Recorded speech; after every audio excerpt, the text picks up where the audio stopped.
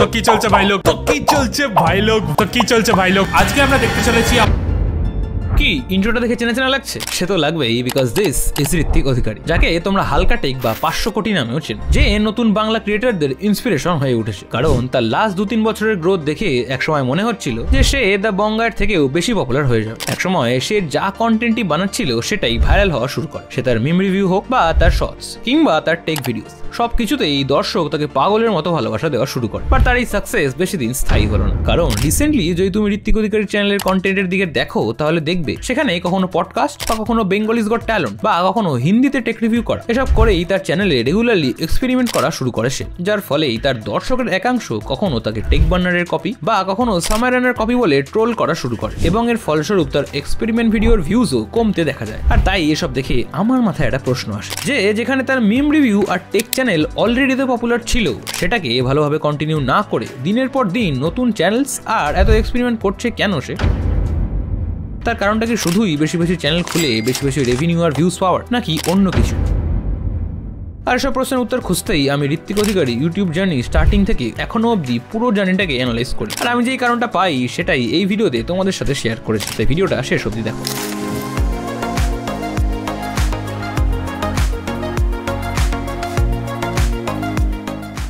ঋত্বিক অধিকারী তোমার আমার মতোই অতি সাধারণ ঘরের ছেলে, যার পেরেন্টস দুজনেই ওয়ার্কিং হওয়ায় স্কুলের পর বাড়িতে কিছুটা ফাঁকা সময় পেত সে। আর সে তার এক ভিডিওতে জানায় যে তার স্কুলের ক্লাসের থেকে রিজেক্ট হওয়া আর সমস্ত সোশ্যাল মিডিয়া থেকে ব্লকড হওয়ার পর ইউটিউবে যেহেতু ব্লক করার কোনো অপশন নেই, তাই ইউটিউব ভিডিও বানিয়ে পপুলার হয়ে তার ক্রাশকে ইমপ্রেস করবে বলেই তার প্রথম ভিডিও সে ইউটিউবে আপলোড করেছিল। বাট সারপ্রাইজিংলি প্রথম ভিডিওর আপলোড বাটনে ক্লিক করার সাথে সাথেই তার অদ্ভুতভাবে ভিডিও বানাতে ভালো লেগে যায়। তার উপরে ভাই আমার সেই ক্রাশ আমাকে ব্লক করে দিয়েছিল, তাই জন্য আর কিছু করার ছিল না তখন। তো ভাবলাম যে ভাই ইউটিউবে ভিডিও আপলোড করি, যদি আমার ক্রাশ ইমপ্রেস হয়ে যায় আমাকে দেখে আর আমাকে আনব্লক করে দেয়, মানে অ্যাটলিস্ট ইউটিউব ভিডিও থ্রুতেই তো আমার কথা আমার ক্রাশের কাছে অব্দি পৌঁছাবে, এরকম একটা ভাই মাইন্ডসেট নিয়ে আমি আপলোড করে দিই আমার প্রথম ভিডিও। আর তাই ওয়ার্ল্ডের নাম্বার 1 ভিডিও ক্রিয়েটর হওয়ার স্বপ্ন দেখে সে। আর যেহেতু ওয়ার্ল্ডের সবাই কম বেশি ইংলিশেই কথা বলে, তাই সে সেই সময় তার দ্য ব্যাক বেঞ্চার্স চ্যানেলে ইংলিশে ইউটিউবে রেগুলার বেসিসে ভিডিও আপলোড করা শুরু করে। হ্যাঁ, ঠিকই শুনেছো, ঋত্বিক অধিকারীর প্রথম ইউটিউব চ্যানেলের নাম ছিল দ্য ব্যাক বেঞ্চার্স,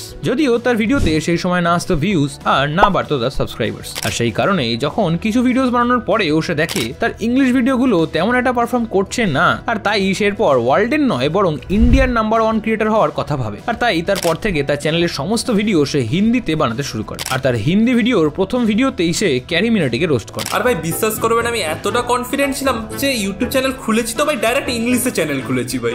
ইউটিউবার হলে ওয়ার্ল্ডের নাম্বার 1 ইউটিউবার হবো, নাহলে ভাই ইউটিউবার আর হয়ে কি হবে। কিছুদিন পরে বুঝলাম না ভাই ইংলিশটা না ঠিক হচ্ছে না, মানে মাথার ভেতর স্ক্যাম গুলো তো বাংলায় আসছে, সেগুলোকে আবার ইংলিশে কনভার্ট করে হচ্ছে না ঠিক, মানে ঠিক ব্যাপারটা জমছে না। তো আমি ভাবলাম যাই হোক ভাই, ওয়ার্ল্ডে তো নাম্বার 1 আর হওয়া হবে না, তো একটা কাজ করে ইন্ডিয়াতে নাম্বার 1 হয়ে যায়। তো হিন্দিতে আমি আমার কেরিয়ার আবার শুরু করলাম। এবার এই হিন্দি রোস্টিং এর প্রথম ভিডিওই হলো ভাই ক্যারিমিনাটি রোস্ট, ভাই ডাইরেক্ট ক্যারিমিনাটি রোস্ট। এই করে কয়েকটা ভিডিও হিন্দিতেই বানায় সে, বাট কয়েকদিন পর সে রিয়েলাইজ করে তার হিউমারটা হিন্দিতে প্রপার ভাবে ভিডিওতে তুলে ধরতে পারছে না সে, যার কারণে ভিউজও প্রায় না আসার মতোই আসছিল। আর ভিউজ আর সাবস্ক্রাইবার্স না বাড়ায় সেই সময় ডিমোটিভেট হয়ে ইউটিউব কুইট করার কথা ভাবে সে, বাট ছেড়ে দেওয়ার আগে একবার শেষ চেষ্টা করে সে। আর ততদিনে রিজিওনাল কন্টেন্টের বেশ ডিমান্ড তৈরি হওয়াতেই এরপর থেকে বাংলাতে ভিডিও বানাতে শুরু করে সে, আর তারই ডেডিকেশন সফল হয়। এরপর থেকেই আস্তে আস্তে একটু একটু করে হলেও ভিউজ ও সাবস্ক্রাইবার্স আসা শুরু হয় তার চ্যানেলে। আস্তে আস্তে 10,000 থেকে 20-30 করতে করতে 40,000 সাবস্ক্রাইবার্স হয়ে যায় তার চ্যানেলে। আর সেই সময় ইউটিউব থেকে একটা ডিসেন্ট ভিউজ আর সামান্য হলেও আর্নিং শুরু হয় তার। সেই কারণেই সেই সময় ইউটিউবটাকেই কেরিয়ার হিসেবেও ভাবতে শুরু করে সে, বাট তার এই ভাবনা বাস্তবের মাটিতে মুখ থুবড়ে পড়ে, কারণ একটা সময় পর তার সাবস্ক্রাইবার্সের ভিউজের গ্রোথ স্ট্যাগনেন্ট হয়ে যায়, যার কারণে তার রোস্টিং বা এন্টারটেনমেন্টের চ্যানেলেও অন্যান্য ক্যাটাগরির ভিডিও বানাতে শুরু করে সে, যেমন ভ্লগিং, র্যাপিং, কমেন্ট্রি আর গেমিং ভিডিওর জন্য বং এফ নামে আলাদা চ্যানেলও খুলে ফেলেছে। মানে এই সময় দিশেহারা হয়ে পড়ে সে, মানে সব করেছে ভাই, সব অ্যানিমেশন থেকে শুরু করে PUBG, vlog, podcast, live stream, rap, roast video সব করেছি। আর সব কিছু করার পরেও তার ভিউজ আর সাবস্ক্রাইবার সংখ্যা কিছুতেই যেন আর বাড়ছিল না। আর এই সময় তার এই সিচুয়েশনটা আরো খারাপ করতে শুরু হয় তাকে নিয়ে ট্রোল, যেমন তার প্রত্যেকটা ভিডিওর থাম্বনেলে দ্য বঙ্গায়ের ছবি দেওয়া, আর প্রায় সব ভিডিও টাইটেলে সব শেষ, এক্সপোজড, দি এন্ড এসব লেখাটাই যেন তার ভিডিও টপিক হয়ে ওঠে, যার কারণে এই ক্লিক বেট করা নিয়ে তাকে ট্রোল করে অনেকে। আর এর সাথে 12 এর বোর্ড এক্সামেরও টাইম চলে আসে। এসবের আদৌ কি কোনো ফিউচার আছে নাকি শুধুই টাইম পাস করছে সে? মনে হচ্ছিল যে এরকম ভিডিও বানাচ্ছি মানে আলটিমেটলি হবেটা কি, হচ্ছেটা কি? হচ্ছে তো কিছুই না, জাস্ট টাইম ওয়েস্টই হচ্ছে আমার। কলেজ স্টার্ট হতে চলেছে, তো আমাকে কলেজে ভালো পড়তে হবে, ভালো কিছু প্লেসমেন্টে জব পেতে হবে।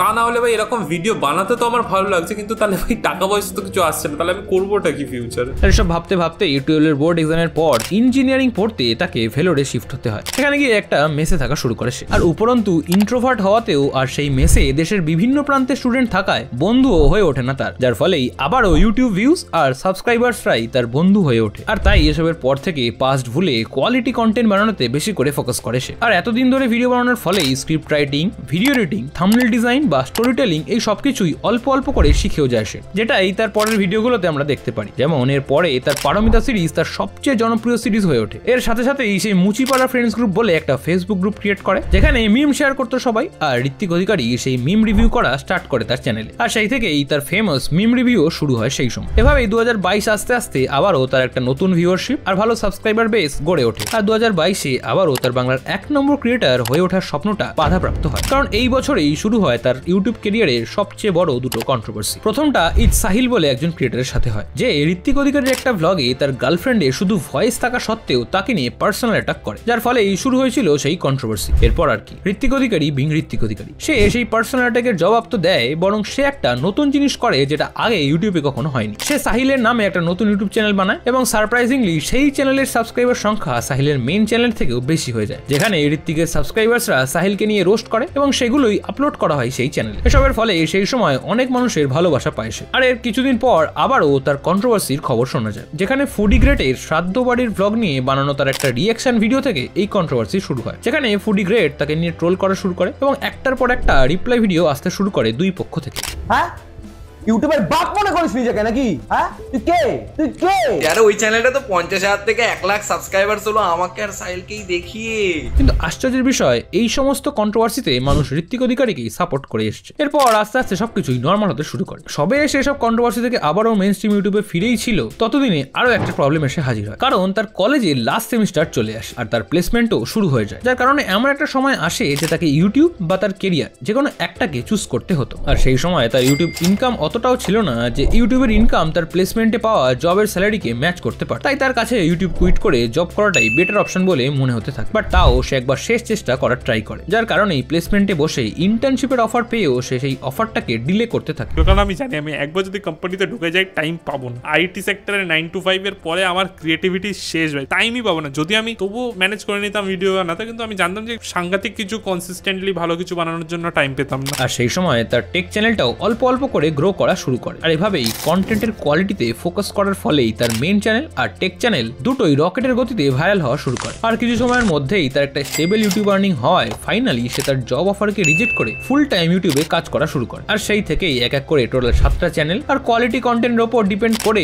সে বাংলার মোস্ট লাভড ক্রিয়েটর হয়ে ওঠে। সেই সময় সে যেটাই করছিল সেটাই ভাইরাল হয়ে যাচ্ছে, যেমন তার মিম রিভিউ বা টেক কন্টেন্ট কিংবা মিনি ভ্লগস অথবা তার প্রোডাকশন চ্যানেলের ভিডিওস, সবকিছুতেই মিলিয়ন্সে ভিউজ আসা শুরু করে। কারণ তার মতে এত বছর ইউটিউব করার ফলে সে ফাইনালি ইউটিউবের অ্যালগোরিদম কিভাবে কাজ করে সেটা বুঝতে পেরেছিল। আর সব দেখার পরেই তার ভিউয়ার্সদের মনে হতে থাকে যে সে এরকম ভাবে কোয়ালিটি কন্টেন্ট বানিয়ে গেলে সে খুব শীঘ্রই দ্য বঙ্গার পপুলারিটিকে ছাপিয়ে যাবে। বাট তার এই সফলতা দীর্ঘস্থায়ী হলো না, কারণ একে তার এতগুলো চ্যানেল সংখ্যা আর সব চ্যানেলেই সে হিন্দি ইউটিউব কমিউনিটির কপি করা কন্টেন্ট সে বানায় বলে তাকে নিয়ে আবারও ট্রোল করা শুরু হয়। যেমন তার মিম রিভিউটা থাগের থেকে কপি, বা তার টেক ভিডিওস টেক বানার থেকে কপি, আর প্রোডাকশন চ্যানেলের ভিডিওস দ্য মিস্টার বিস্ট থেকে কপি, বা তার নতুন শো ইন্ডিয়াস গট ট্যালেন্ট সময় রানার ইন্ডিয়াস গট ট্যালেন্টের কপি বলা শুরু করে সবাই, যেখানে তার বিডি খেয়ে আইফোন আনবক্সিং করাকেও ক্রিটিসাইজ করে অনেক। এটা হলো 1,59,000 টাকার আইফোন 15 প্রো ম্যাক্স, আর এটা হলো 10 টাকার কাশম বিড়ি। আজকে আমরা বিড়ি খেতে খেতে আইফোনের আনবক্সিং করব।